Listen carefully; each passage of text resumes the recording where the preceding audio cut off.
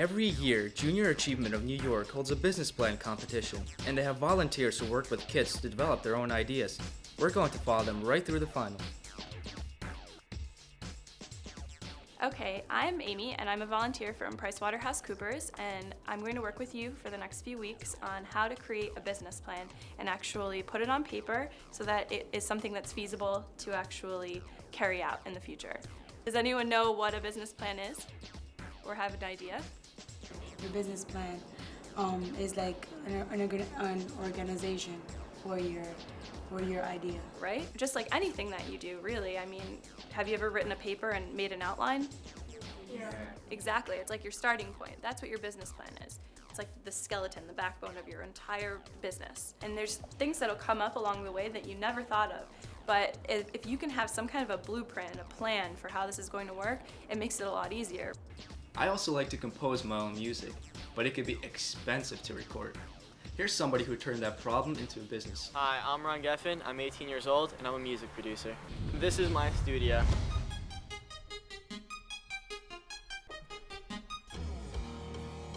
I've made a couple $1,000s recording so far.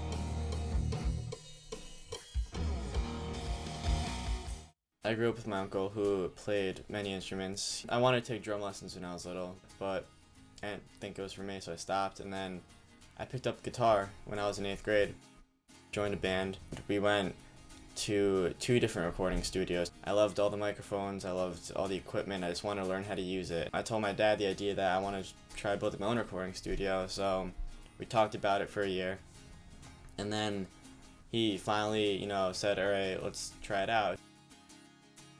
At first my dad gave me a couple bucks for it, like, not a couple bucks, I mean like, a few thousand. We built it up together.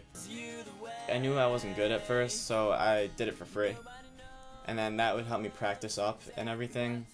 And then once I kind of got the hang of it, I started charging $50 a day, and then $80 a day, and then now like that I'm a little more experienced, I can charge $100 a day, because the product that you get is a lot better than how I started out. Yeah, I think I'll definitely make a profit. I just have to keep waiting for more bands to come, and then it'll, pay off. Then I'll just make money that way, You can never stop learning when you keep recording. Like, you always find out something new in every single session. One piece of advice I'd want to tell someone else who wants to do this would definitely be to spend your money wisely, because if you can spend a lot of money on something that won't be worth it, and there's a lot of other better products to spend your money. It's just a lot about money, and be very careful of what you buy. Do a lot of research on it before you buy it. Know exactly what you're doing. Read every manual so you know what you're doing. Learn all the shortcuts for whatever program you're using. Just do the work, Sean Harris, 26 years old, training here at Optimum Performance Training Facility.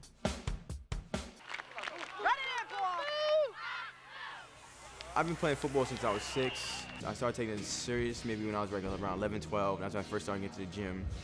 I say around 15 is when I realized, high school football was real serious. I was good in the local area, but I didn't think I was good enough to play in the professional level, seriously. So I went into college. I think it was about my sophomore year in college when I really excelled and became one of the top players in the country. And then I started seeing NFL scouts come to practices and games. And I kind of realized, wow, this could be a real shot of playing professional ball. But at the same time, I kept in the back of my head, I must get my degree, because in any play, any second in the game, I could be injured and that career could be over. I decided to keep my career going by working in personal training. But it then became a profession. Then I realized, if I don't get that dream goal, I want to help somebody get my dream. Personal training is it's a great job to be in, but it's also rough because every year things change. You must learn and update your knowledge every year, and I feel fitness should be in everybody's life. Fitness and exercise is new medicine today. Depending on your demographics, you can make anywhere from $50,000 a year to almost 7 figures a year. The way you advertise is through people's results. The word of mouth is better than a commercial. The more results you get, the more clientele you get, the more you can make. So the better you are, the better you'll be. Without fitness, you're not an actor. Without fitness, you're not an athlete. Without fitness, you're nothing.